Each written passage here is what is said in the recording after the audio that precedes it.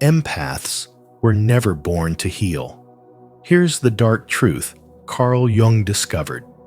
As Carl Jung once said, "Until you make the unconscious conscious, it will direct your life and you will call it fate." What if the reason you feel overwhelmed by the emotions of others isn't because you were born to heal them, but because life is urging you to discover a deeper truth about yourself? In this video from Spiritual Wisdom, we'll uncover the hidden reality behind why empaths were never meant to carry the world's pain and how this understanding can set you free. As you listen, I encourage you to reflect. Do you recognize this pattern in your own life? Share your thoughts in the comments because your story may inspire someone else on their journey of spiritual awakening and growth. 1. Empaths are not healers, but mirrors of the collective shadow. Empaths are not healers in the traditional sense, but mirrors of the collective shadow. And Carl Jung's insight makes this undeniable.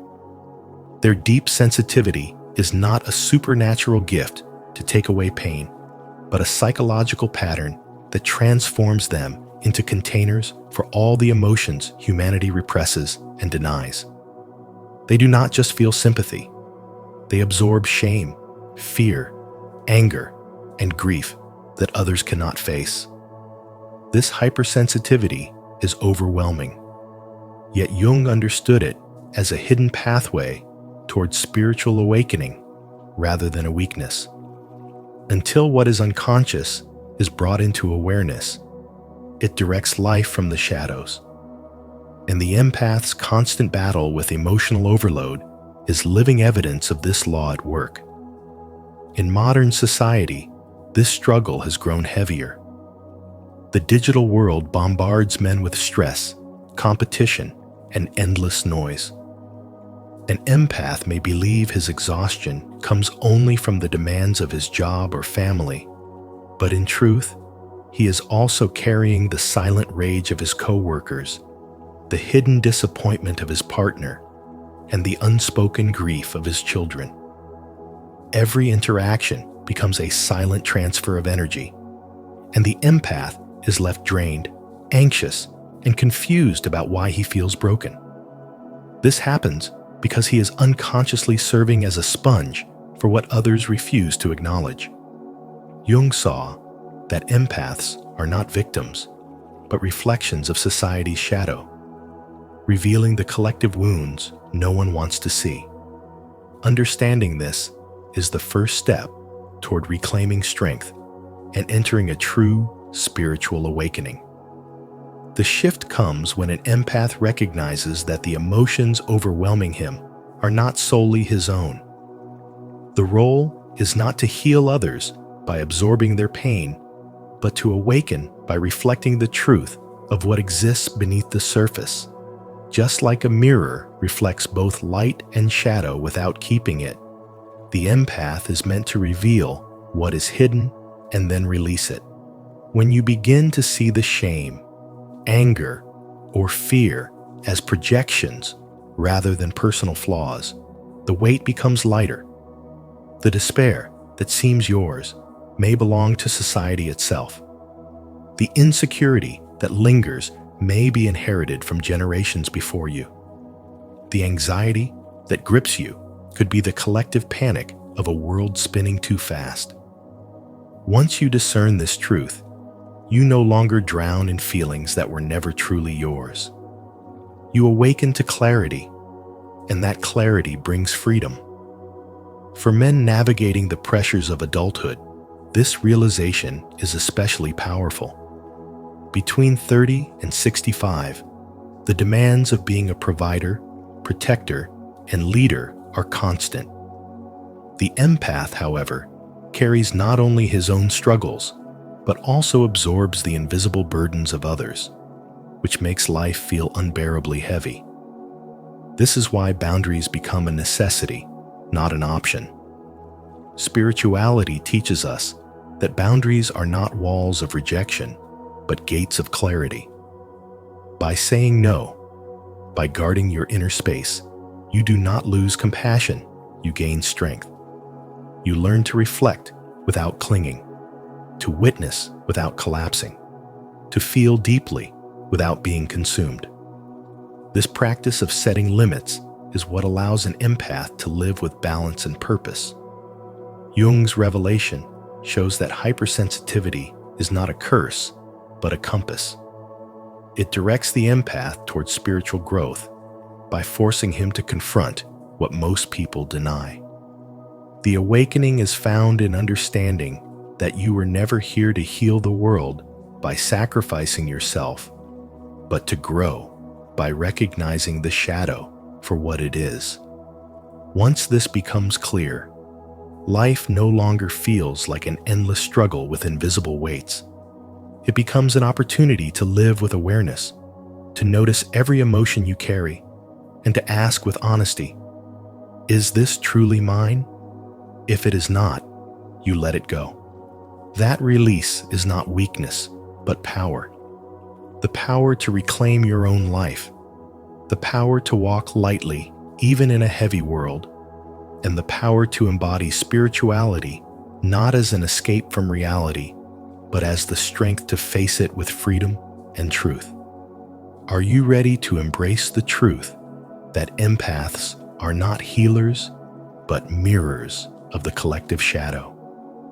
If so, comment below. I accept the truth to show your courage on this journey of spiritual awakening. 2. Empath suffering comes from absorbing what isn't theirs. Empath suffering is not born from weakness, but from carrying invisible weights that were never theirs in the first place. Many empaths live through chronic exhaustion, deep anxiety, and waves of depression because they unknowingly absorb the unresolved emotions, fears, and suppressed shadows of other people, as well as the collective unconscious of society. This constant absorption is not a flaw in their spirit or proof of fragility. It is the effect of what psychology calls emotional contagion, combined with the activity of mirror neurons that cause them to reflect and embody what others are feeling. Carl Jung revealed that empaths are not healers whose role is to endlessly soak up pain. Instead, they are mirrors for the collective shadow of humanity, reflecting back the shame, anger, grief, and fear that most people refuse to confront within themselves. What feels like unbearable personal suffering is often the burden of countless unseen projections pressing into one soul who feels too deeply, leaving the empath disoriented, fatigued, and unsure of why peace is always out of reach. This explains why even the simplest social interactions can feel overwhelming. When a friend shares their heartbreak, the empath feels the ache in their own chest. When a colleague carries hidden anxiety, the empath's pulse races as though it were their own panic. These are not imagined sensations. Neuroscience confirms that mirror neurons in the brain activate whenever we witness another person's state of being. And for empaths, these neurons fire so intensely that the line between mine and theirs dissolves. Over time, this blurring creates a cycle of emotional and physical fatigue that feels endless. Spirituality teaches us that we are all interconnected, yet true spiritual development requires discernment. It teaches us that connection does not mean we must carry the entire weight of humanity within our own nervous system. Jung's dark but liberating insight was that the empath's role is not to serve as a bottomless vessel for pain, but to awaken as a reflector of truth. Every surge of emotion that feels unbearable may not be a call to heal or absorb. It is a signal, a message that unacknowledged wounds are surfacing, not just within individuals, but within the collective whole. The empath, in this sense, is a living mirror, showing humanity what it most fears to see in itself. Without awareness, this gift turns into a curse, trapping the empath in cycles of depression, anxiety attacks, and chronic depletion. But with awareness, the very same sensitivity becomes a profound strength.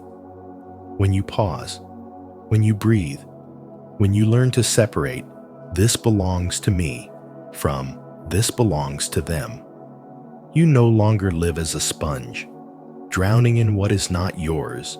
You rise as a mirror, a truth teller, and a guide toward collective healing. From this understanding, several lessons unfold for your own spiritual development.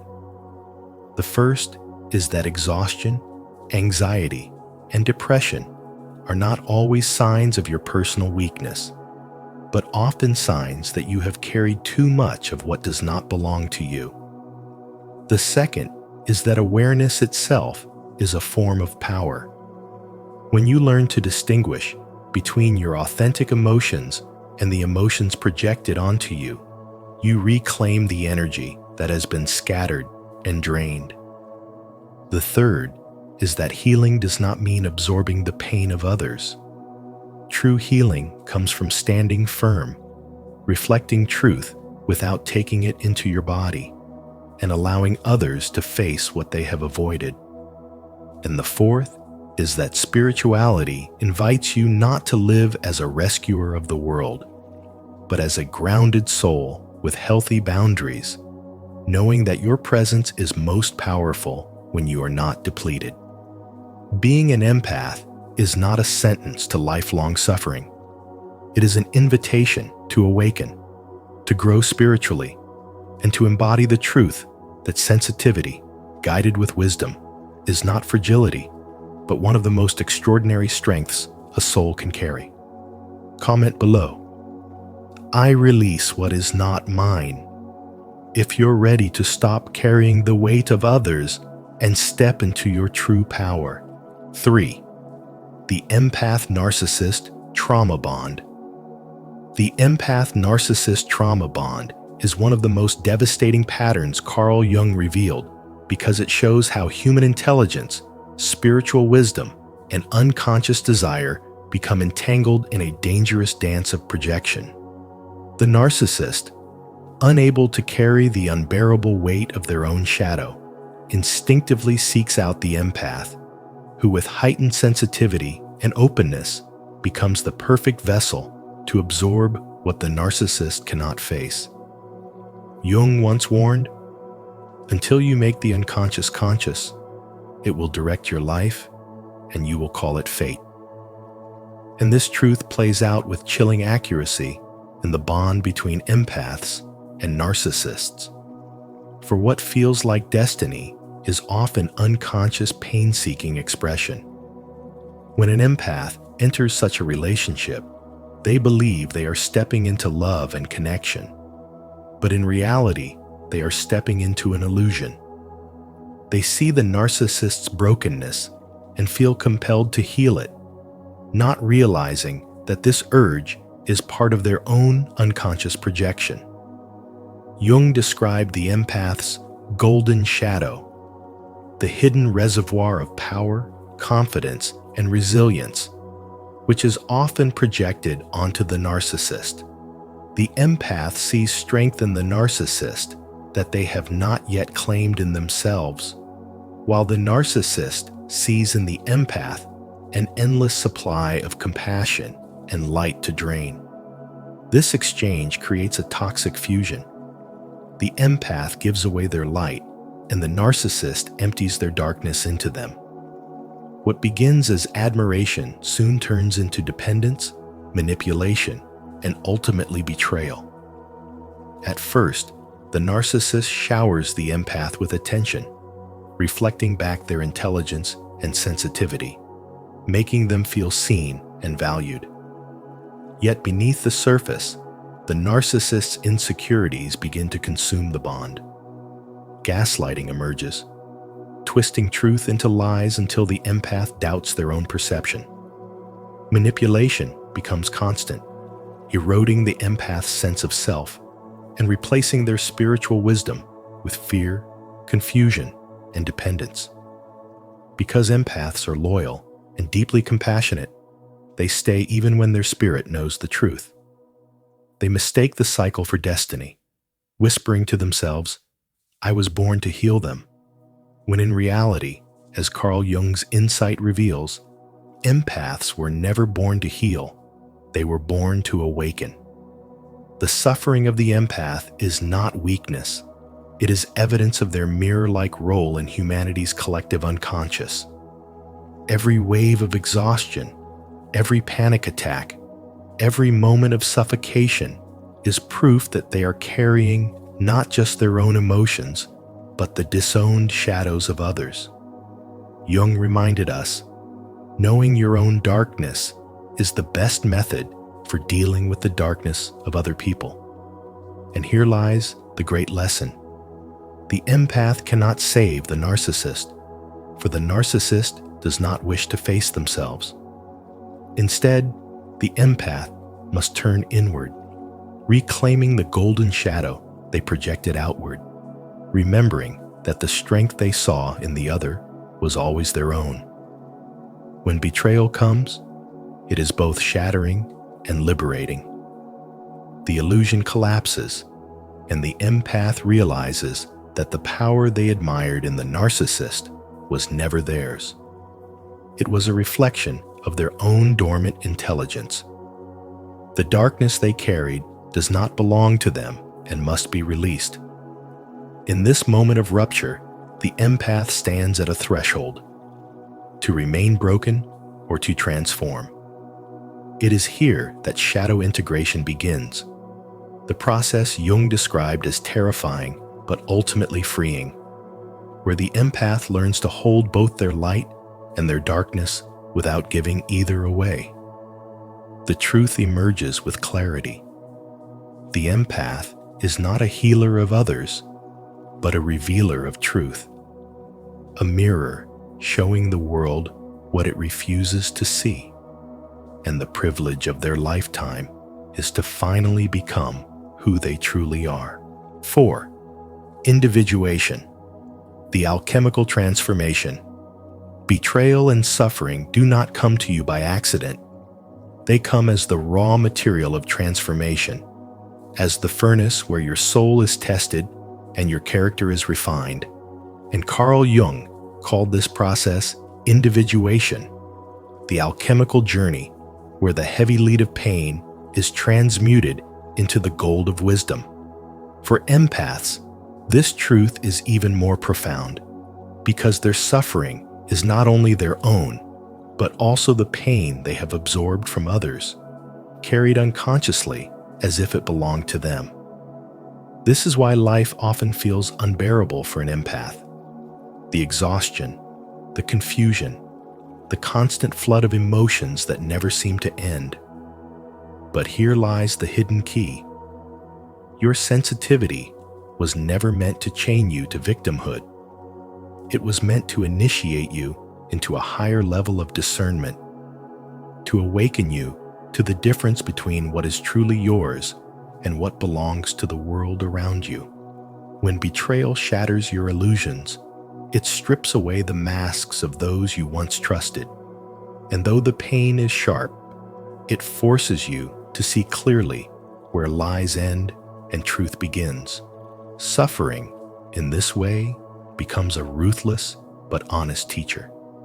Jung knew that without suffering, there is no growth, for it is only in the fire of pain that the false layers burn away, leaving behind the essence of who you truly are. For an empath, this means no longer mistaking the darkness of others for your own soul, no longer drowning in collective shadows projected onto you. It means saying, "This belongs to me, and that does not." And in this act of separation, you begin to reclaim the territory of your own being. In modern life, this individuation manifests in very practical ways.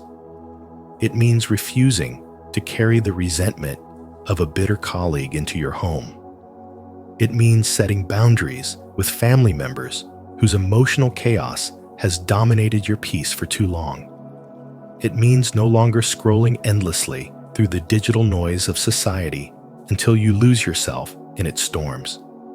Instead, you pause, breathe, and return to your center, realizing that true spirituality is not about absorbing everything, but about choosing consciously what aligns with your soul.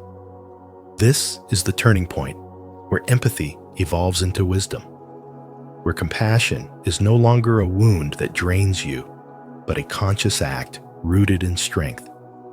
An empath who has awakened understands that compassion without limits destroys the giver, while compassion with boundaries empowers both giver and receiver. To embody this balance is to evolve from victim into sovereign, from a man who bleeds endlessly for others into one who carries himself with authority and conscious love. Jung's reminder echoes through this transformation. The privilege of a lifetime is to become who you truly are. And who you are is not the sum of others' projections, but a sovereign soul who knows his worth, who extends compassion not because he is forced to, but because he chooses to, wisely and freely. Every betrayal you have endured, every moment of suffering that left you broken, has secretly been preparing you for this alchemy.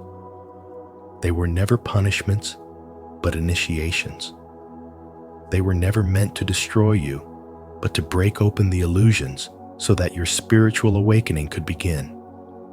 And as you step into this awareness, you realize the greatest truth.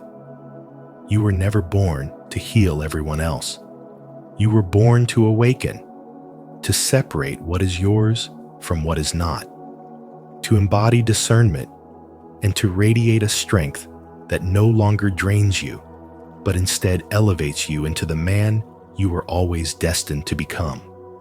If these insights on individuation and the alchemical transformation resonate with you, make sure to like this video, subscribe to Spiritual Wisdom, and share your reflections in the comments. Let's continue exploring the deeper truths Carl Jung revealed together. 5. The Sovereign Empath's New Power. The Sovereign Empath's new power is not about absorbing shadows, but about reflecting them back with unshakable clarity, forcing others to face the truth they spend their lives avoiding.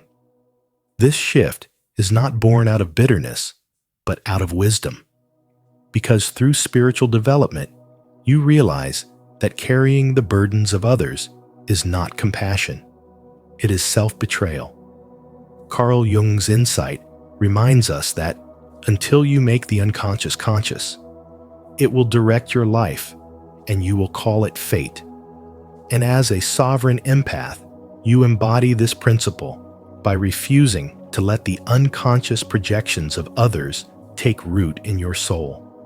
Your compassion evolves from self-sacrificing to discerning, from endless giving to boundaried love. And this transformation makes you a powerful presence that cannot be manipulated by narcissists or consumed by false systems.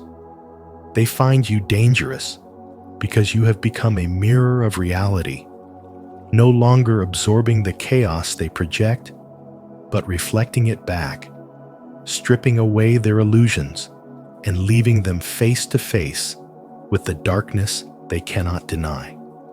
As your empathy matures, you begin to see that true spirituality is not about healing everyone else at the cost of your own energy, but about honoring your soul, setting boundaries that protect your light, and allowing others to grow through the lessons of their own pain.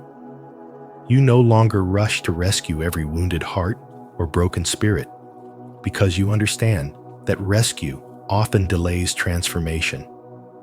Instead, you stand firm, radiating presence, and in that presence, people feel the discomfort of their own shadows rising. This discomfort is not cruelty. It is the beginning of their awakening, because only by facing what they fear can they grow. You are no longer the sponge soaking up emotional toxins, but the mirror that returns those toxins to their owner, a mirror that whispers, "This is not mine, it is yours to face." That is the true power of the sovereign empath, silent, steady, and unmovable. Your very existence becomes a lesson. By refusing to bleed for everyone, you show others that love does not mean self-destruction. By setting boundaries, you model the truth that respect for self is the foundation of respect for others. By reflecting shadows, you reveal that every human being must claim responsibility for their healing. And in doing so, you embody the deepest essence of spiritual development: growth through truth, strength through self-respect, and compassion without collapse. Your role is no longer to sacrifice, but to embody sovereignty, to stand in your light without apology, and to let your presence be the catalyst for others' transformation. That is why you are no longer exhausted, no longer drowning in collective pain, because you finally understand that your gift was never about absorbing, but about awakening. And that awakening begins the moment you stop carrying what was never yours. 6. The collective shift and archetypal evolution. The collective shift we are experiencing today represents a profound archetypal evolution, one that Carl Jung anticipated when he revealed that the unconscious holds the keys to human destiny. For so long, empaths have carried the heavy archetype of the suffering healer, believing that their purpose was to absorb the world's pain and sacrifice themselves for others. Yet this role was never their true destiny. Spiritual wisdom now shows us that this old archetype is dissolving, and in its place emerges a higher form, the sovereign mirror. You, as an empath, are not here to endlessly heal by carrying burdens that do not belong to you. You are here to reflect, to awaken, to embody the light of intelligence that exposes the unconscious shadows humanity has tried to hide. Jung said, "Until you make the unconscious conscious, it will direct your life and you will call it fate." That is the very essence of your gift, to mirror back what others cannot see so that awakening can take root. This sensitivity you carry is not weakness, it is intelligence, a refined form of spiritual perception that gives you access to truths hidden from most. When you feel the flood of another's emotions, you are not meant to drown in their chaos. You are meant to witness it, to name it, and to return it to them as a reflection of their inner world. In doing so, you free yourself from the prison of martyrdom and become the sovereign mirror, one who reveals without absorbing, who awakens without losing themselves. This is where Jung's insights meet modern thought, like Rupert Sheldrake's morphic resonance. The principle that when one soul individuates, it sends ripples through the collective unconscious, reshaping the possibilities for all. By refusing the outdated role of the suffering empath and stepping into your sovereignty, you initiate a shift not only in your life, but also in humanity's collective operating system. Your transformation becomes a signal that others can attune to, and suddenly, the wave of spiritual awakening accelerates. Jung described individuation as the deepest calling of the human spirit, the journey of becoming who you truly are. For the empath, individuation is liberation from being the dumping ground of everyone else's projections. It is the courageous step into sovereignty, into being a conscious mirror that reflects truth with clarity and wisdom.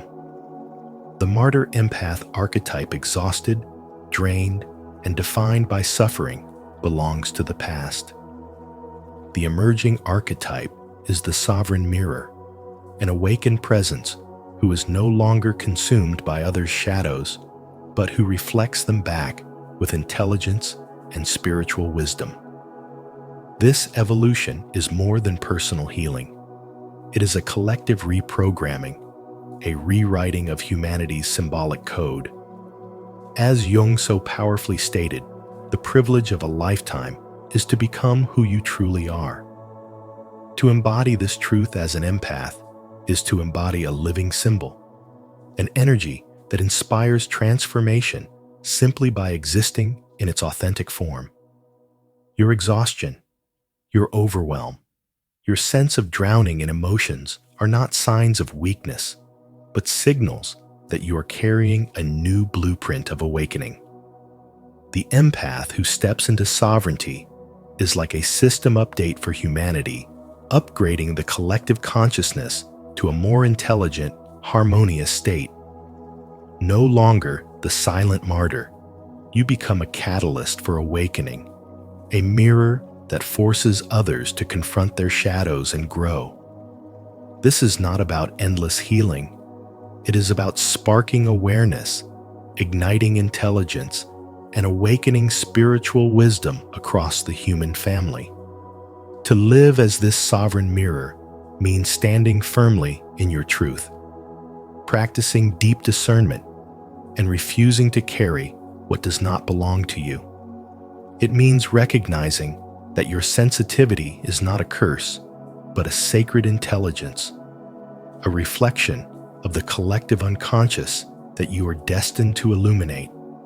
In this way, your life is not only your own, it is a ripple of awakening spreading through the morphic field of humanity. The old empath archetype of suffering has completed its role, and now the archetype of sovereignty, intelligence, and reflection rises. You were never born to heal endlessly.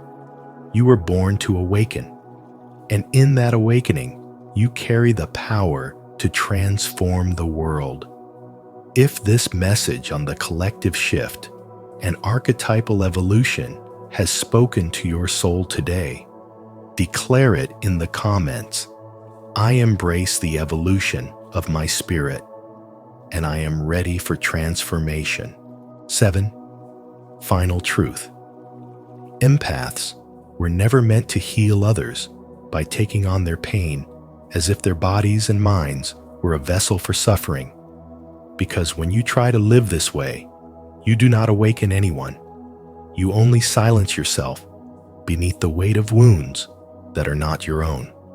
Carl Jung revealed that the true nature of the empath is not sacrifice, but reflection.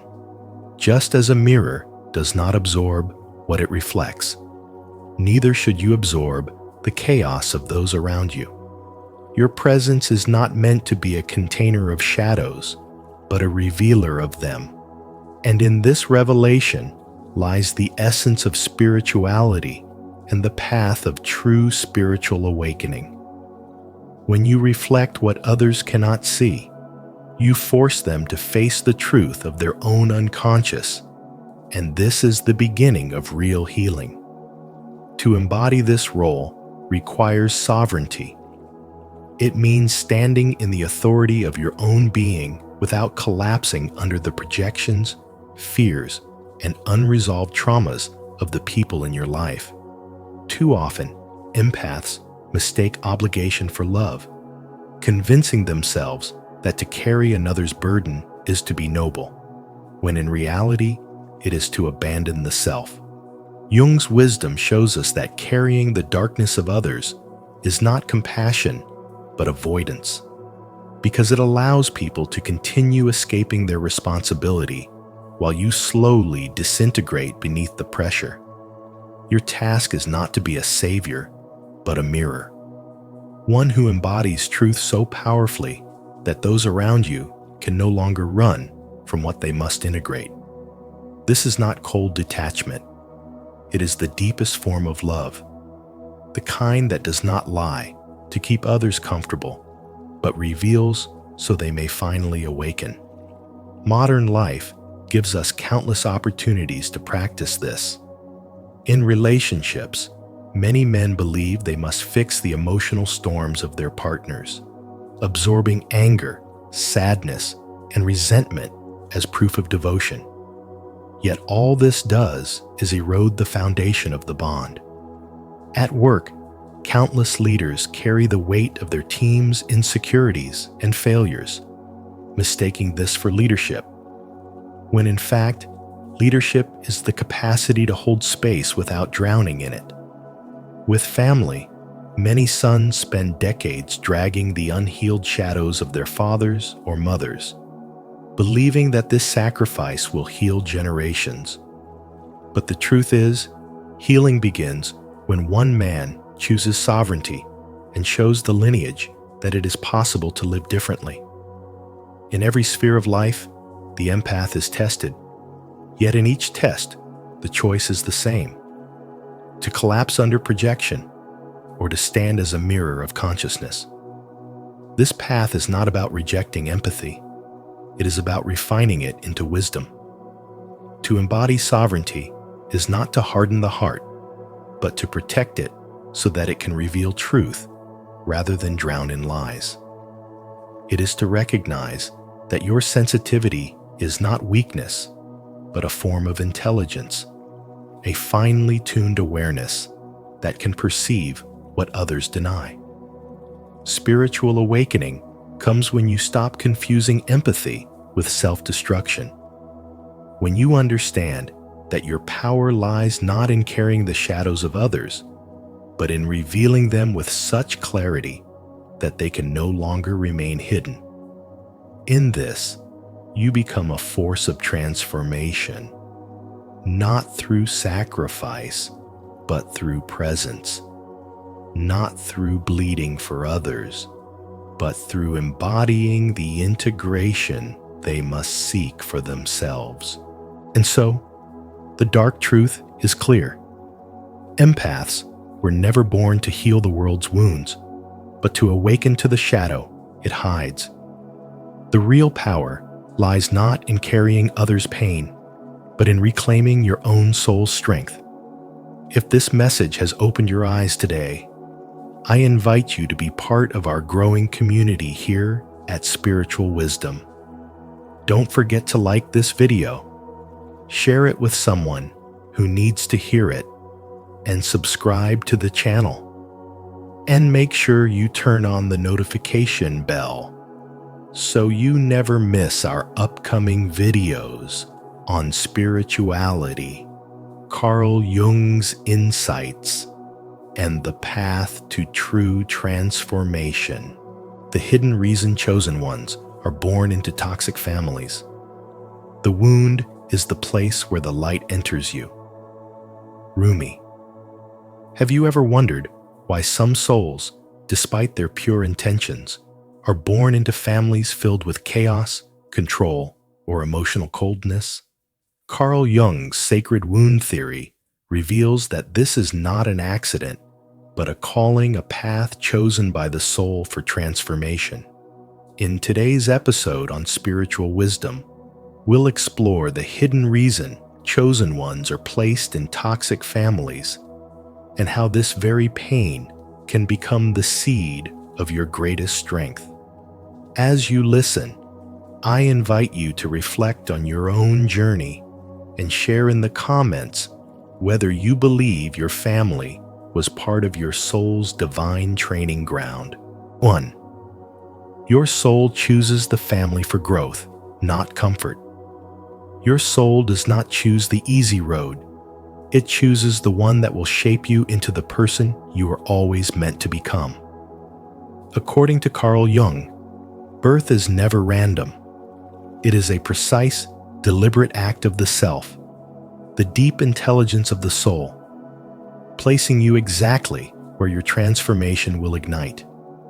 For the chosen ones, the empaths who feel everything, the cycle breakers who refuse to repeat inherited pain, and the black sheep who cannot bend themselves into the shape of conformity, the soul often selects a family incapable of meeting their emotional needs. This is not a punishment, but an initiation. It is the first threshold in your life's work, where the comfort of unconditional love may be absent, but the raw materials for growth are abundant. By being placed in such an environment, you are immersed in the exact conditions that will awaken your strength, sharpen your perception, and deepen your compassion beyond measure. These families often operate in emotional scarcity, unable to validate your feelings or nurture your dreams. Yet in this lack, your soul begins to develop an inner compass. You learn to sense truth beyond appearances, to read the unsaid in a room, and to detect the undercurrents of human behavior that others overlook. The pain becomes your teacher, showing you how to stand alone in your authenticity and resist the pull of generational dysfunction. Jung's sacred wound theory reveals that the very wound that once caused you to shrink is the same one that fuels your spiritual evolution. The fire of this early experience forges resilience and transforms vulnerability into wisdom. Each moment you were told you were too much, too sensitive, too emotional, too different was not evidence of your defectiveness, but a mirror reflecting the limits of their own awareness. The rejection was not about you. It was about the boundaries of their capacity to see. And in navigating that reality, you began to understand the difference between love that seeks to control and love that allows freedom. You learned to value authenticity over approval, truth over comfort, and self-respect over acceptance at any cost. This is the quiet power the soul cultivates in silence. The knowledge that your worth is not dependent on anyone's permission to exist. The toxic family becomes a crucible in which the false layers of identity are burned away. Every misunderstanding, every dismissal, every act of emotional neglect strips you of illusions and forces you to stand in the light of who you really are. The soul, in its infinite wisdom, knew you could bear this, not to leave you scarred, but to prepare you for a mission greater than comfort could ever give. When you rise from such beginnings, you carry with you a depth of empathy for others still trapped in the same cycles. You become the living proof that a wound can become a source of healing, that a soul forged in difficulty can radiate light. In this way, the family that could not meet your needs unknowingly gave you the gift of becoming the person who could meet the needs of many. Do you feel this truth in your soul? If you do, affirm it in the comments. I was born for growth, and I embrace my path. 2. The family complex shapes the early wound. Every family, no matter how perfect it may appear to outsiders, carries an invisible and deeply rooted emotional blueprint, an inheritance of beliefs, wounds, and fixed roles unconsciously passed down through generations. These roles, whether it's the caretaker, the invisible one, the scapegoat, or the shame bearer, are rarely chosen willingly. They are assigned silently, without words, and often without awareness, shaping the way each member is expected to exist within the family system. Carl Jung believed that the soul's placement is never random. The family you are born into is not a coincidence, but a deliberate environment designed to shape your growth. For the chosen ones, those who carry a different frequency, their presence itself becomes a disruption to this inherited pattern. They challenge the family's unspoken rules, see through the illusions, and refuse to mold themselves into a shape that suffocates their truth. This is not mere rebellion. It is the beginning of individuation, the sacred journey toward wholeness, and it often begins with the painful recognition of not belonging in the place you were supposed to call home. In many families, silence becomes the survival code. Love is conditional, and worth is measured by obedience or sacrifice. The chosen one can sit at the dinner table surrounded by relatives, yet feel like a stranger, sensing a subtle but unshakable distance. They are often misunderstood, accused of being too sensitive, too different, or too difficult, when in reality, their soul simply refuses to accept an identity that is not truly theirs.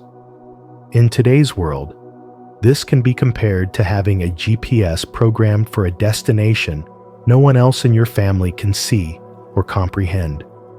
I once knew a woman who grew up in a household obsessed with control and appearance. Her parents demanded she follow a predetermined path, measuring her value by status and security. For years, she complied, swallowing her dreams and silencing her passions, until one day, in her late 20s, she walked away from a high-paying corporate job to study art. Her family saw it as betrayal, but for her, it was liberation. The first step toward living in alignment with her authentic self. The pain of being misunderstood became the fuel for her transformation, echoing Carl Jung's teaching that individuation requires courage to step beyond the approval of those who shaped you. The sacred wound born from your family is not a curse, but a portal. The disconnection, the rejection, and the alienation are signs that you have been called to break the cycle and rewrite the family's unconscious script.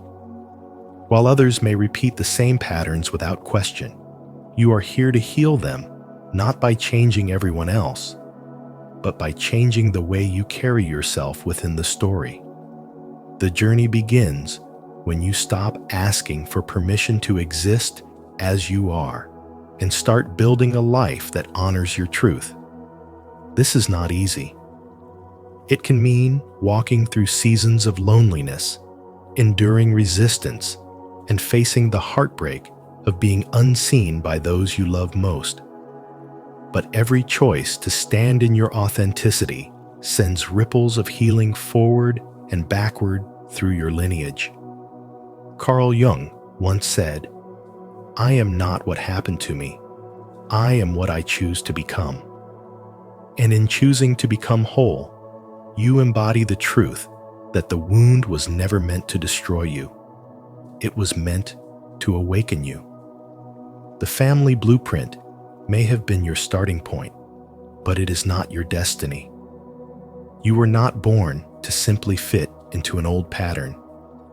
You were born to transform it, to carry your soul's light into places that have long been in shadow, and to leave behind a new inheritance, one built on freedom, truth, and love. 3. Your mission is to break, not repeat, the story.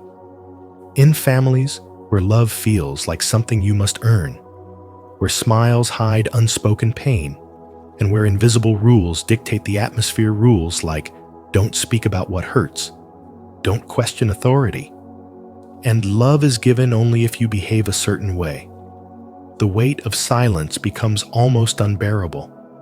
In these places, chosen ones begin to feel a deep spiritual unrest, an inner knowing that something is wrong. Carl Jung once said, "The most terrifying thing is to accept oneself completely." And for those born with a different frequency, that acceptance often means breaking the very foundation on which their family's story stands. You are not here to repeat the patterns that keep the wound alive.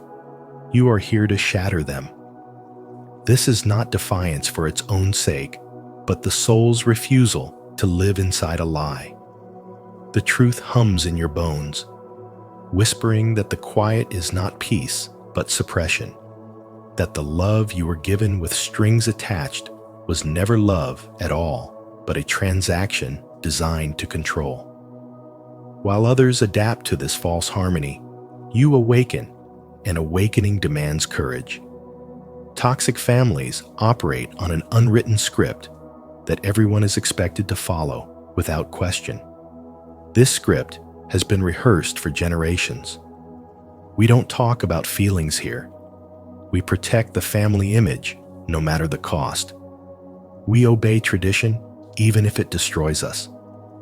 For most, this script becomes the fabric of belonging, but for the spiritually awake, it is a suffocating mask. The sacred wound you carry is not simply pain. It is a compass that points toward truth. Your spiritual calling is to question the unquestionable, to pull at the threads of the false narrative, to refuse the masks that were handed to you at birth. Breaking this cycle means stepping into territory where there is no map, enduring the accusations of betrayal, and learning to stand in your truth even when your knees shake. It means holding a torch of honesty while others still defend the dark, and understanding that sometimes love must take the form of breaking away. Jung believed that the self, the deepest, most intelligent part of your being, does not choose the safest path, but the one that will transform you. This is why chosen ones so often arrive in families where their very existence challenges the system. The sacred wound acts as both the test and the teacher, forcing you to grow in ways those before you never dared, to see truths they refused to face, and to nurture yourself in ways they never could. To them, your refusal to conform may look like betrayal, but in reality, it is the purest act of love. Love that refuses to pass the poison forward. You are not abandoning them. You are abandoning the pain that has been recycled through the bloodline for generations. It may cost you acceptance in their eyes, but it grants you sovereignty over your soul. And in time, that freedom becomes the greatest inheritance you could ever claim. When the weight of being the outcast feels heavy, remember that your role was never to blend into the old pattern, but to end it. You are the pattern breaker, the truth teller, the one who stops the silent bleeding so that those who come after you can breathe in a new kind of air. As Rumi wrote, "The wound is the place where the light enters you." That sacred wound is not your shame.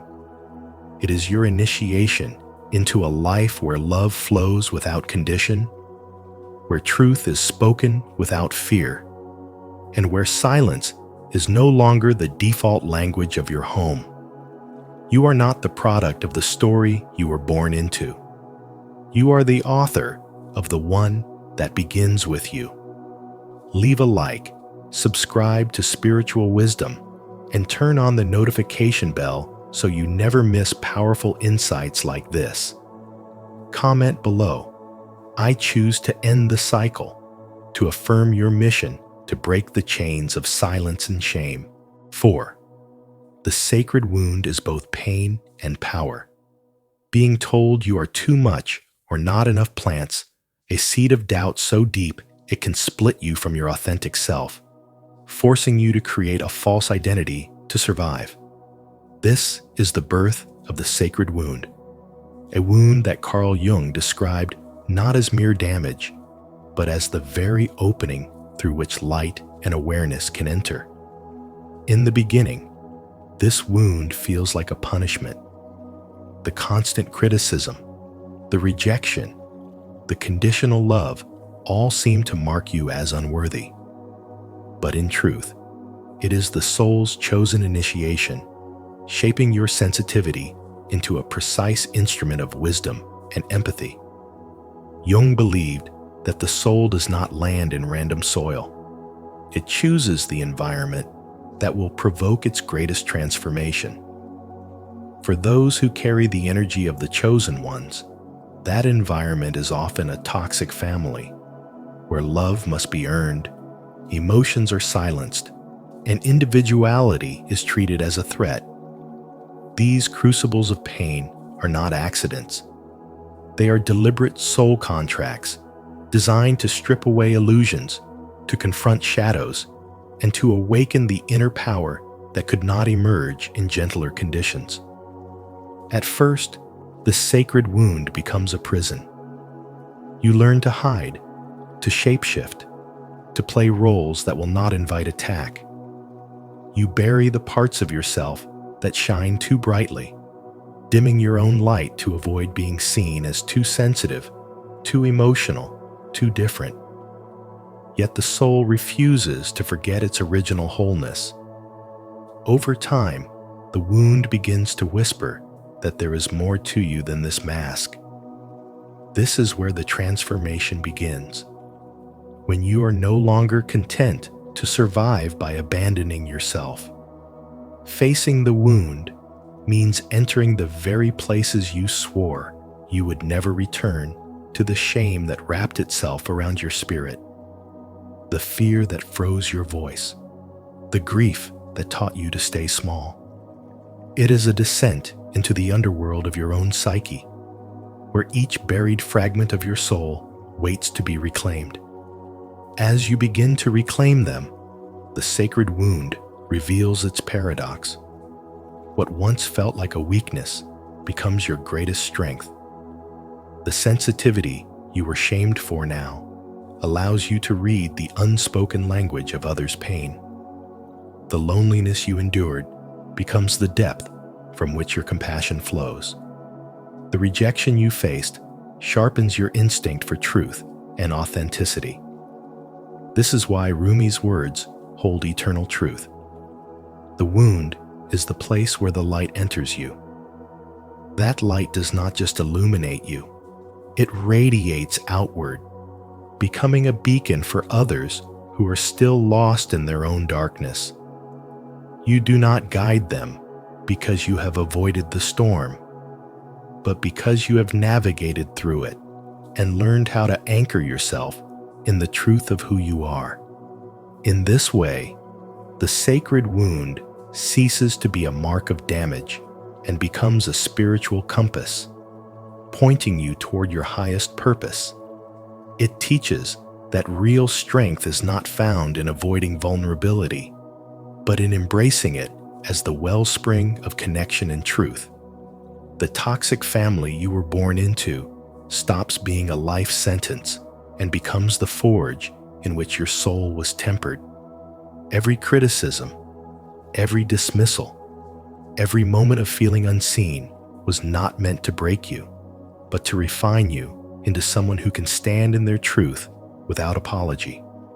Through this alchemy, the wound transforms from a source of pain into a source of power, guiding your journey from survival to sovereignty.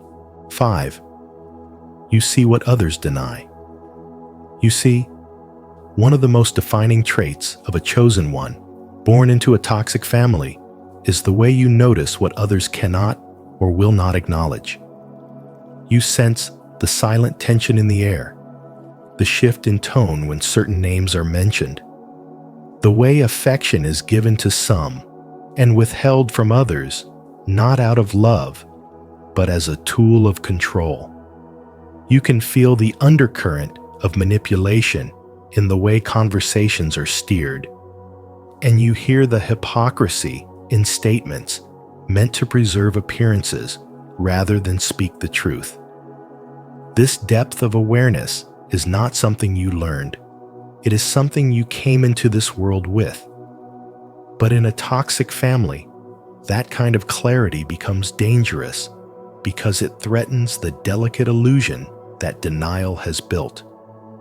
When you quietly hold up a mirror to that dysfunction, even just by existing authentically, you challenge the narrative they depend on.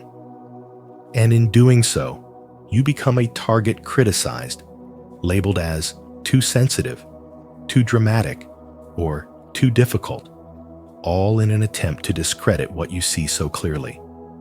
Yet, as Carl Jung taught, the role of the awakened self is not to heal those who are determined to remain blind, but to live beyond the limits of the story they have written for you.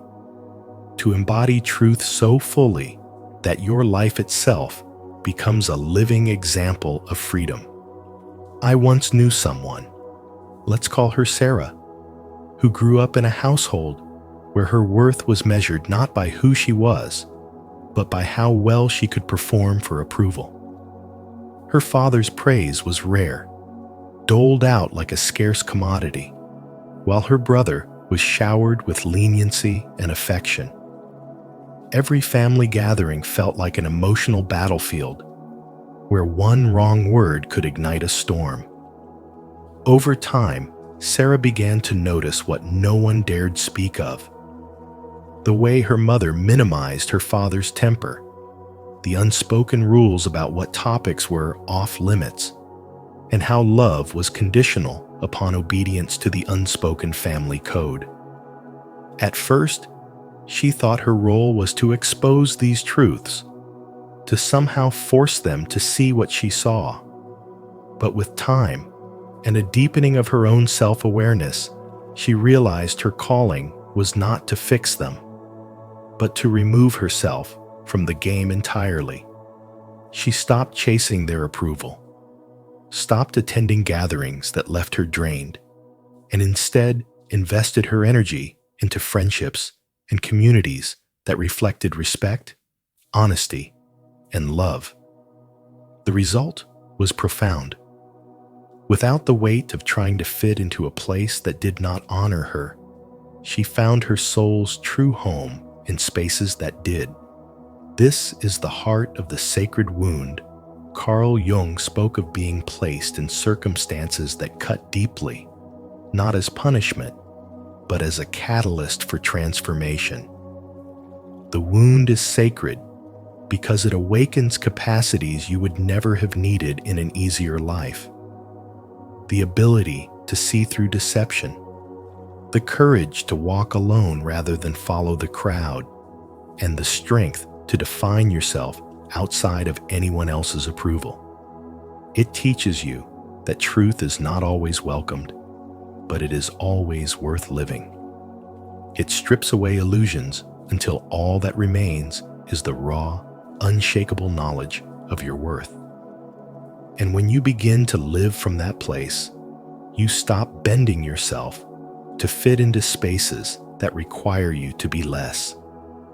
You learn to let go of roles that were never yours, to play the scapegoat, the fixer, the quiet observer who swallows the truth, and instead step fully into your role as the one who breaks the cycle. You become living proof that the soul can rise above the environment it was born into, carrying the clarity of vision as both shield and compass, guiding you toward the life you were always meant to create. Are you ready to break free from the family script and live in truth? If so, comment below, "I choose truth," to declare your commitment to this powerful journey. 6. Breaking ancestral patterns is a ripple effect. Carl Jung once said, "The greatest influence on the child is the unlived life of the parent," and those words carry a truth that reaches far beyond psychology into the very core of our spiritual existence. The dreams your parents buried, the fears they never faced, the love they could not give, and the pain they never healed. These are not just fragments of their personal story. They are threads woven into the fabric of your being. If you were born into a toxic family, it is not a random misfortune. It is a deliberate, soul-level choice to step into the heart of generational fire, to become the one who interrupts the pattern, to be the living proof that the chain can be broken.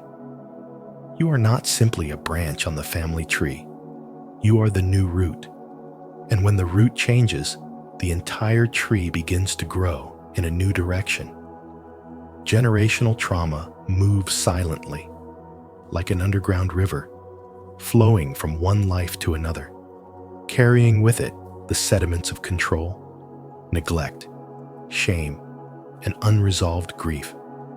Left unchallenged, it shapes destinies without ever being named. But when you choose to heal, when you face the inherited wounds, your parents could not bear to look at you become a disruptor of fate. The moment you refuse to repeat the cycle, you send a ripple through time itself, shifting the emotional blueprint of everyone connected to you. This act is more than personal. It is spiritual work in its purest form, a kind of unseen ministry to those who will come after you. The chosen ones know this path is not easy. Healing feels like wrestling with shadows older than your own life, battling whispers that say you are not enough or that nothing can change. But every act of self-love, every boundary you set, every time you choose understanding over resentment, you are carving a new reality, not only for yourself, but for generations yet unborn. Imagine your family line as a great river that has always carried the same polluted waters of fear, silence, and pain.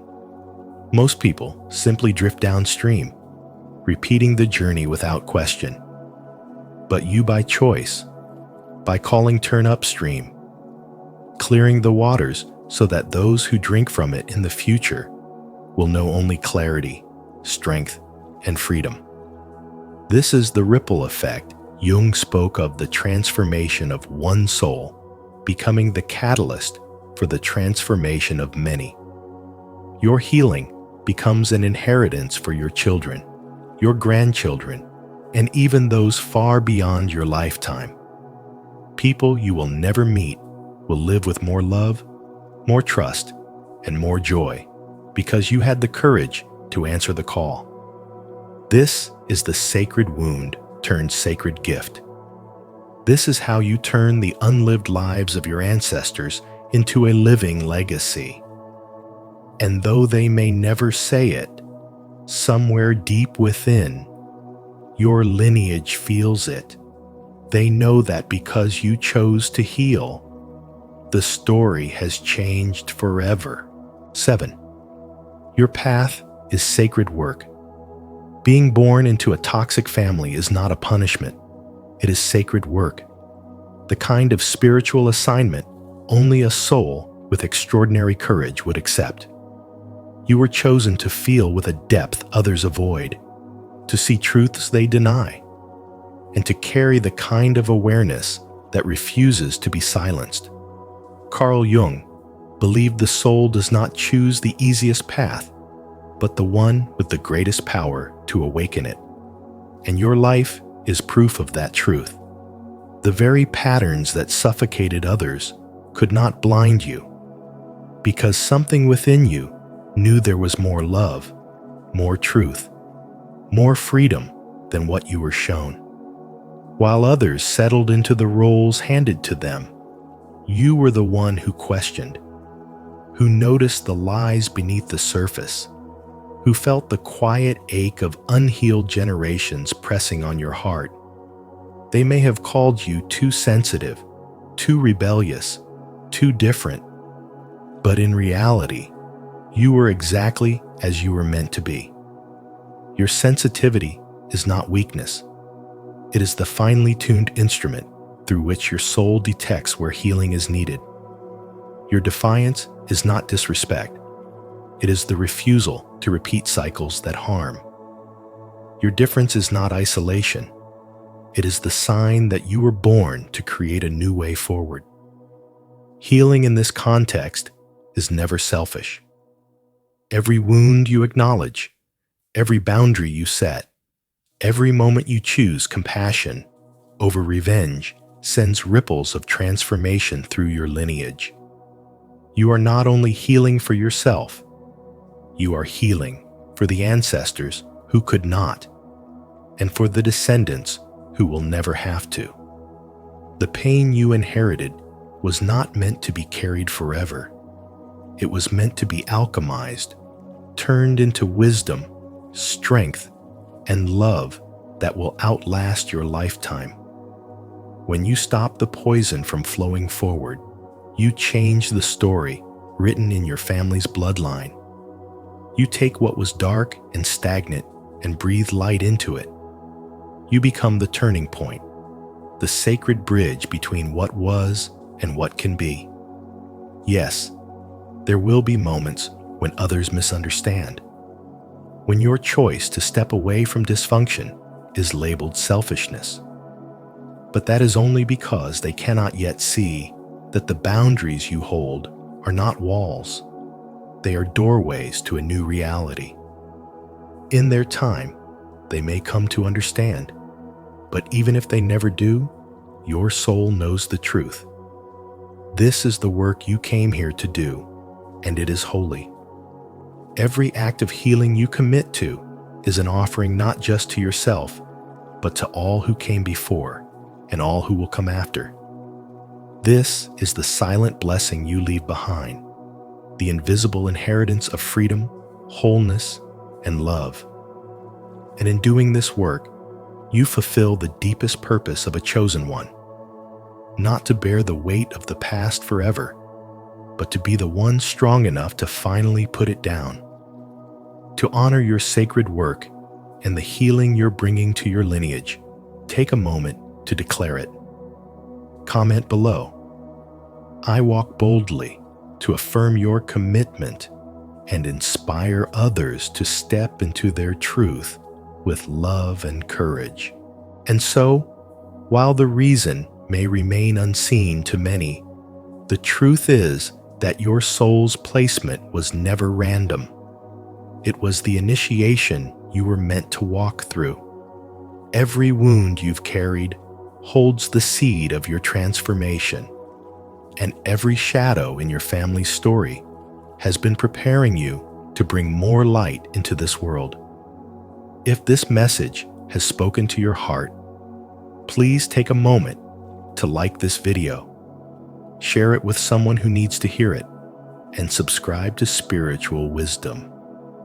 Don't forget to turn on the notification bell so you won't miss the deep, soul-nourishing insights we have coming next.